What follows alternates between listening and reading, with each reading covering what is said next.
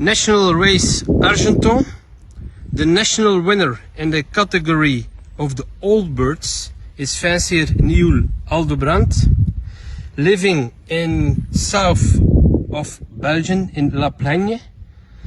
The winning bird has ring number B20 106051. It's a middle-sized blue cock. He was very motivated because before he performed also on other races very good. So 14 days ago he was also the 5th in the club, also on the national race of Argenton. He's raced on a distance of 459 kilometers. Very nice eye. We'll show you the eye if possible. Look, very nice eye.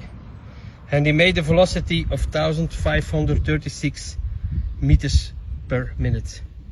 With this velocity he was the fastest of the all birds, and then we are talking about 8,777 all birds, and he was the second fastest of all Argenton races, and then we talk about plus 22,000 pigeons.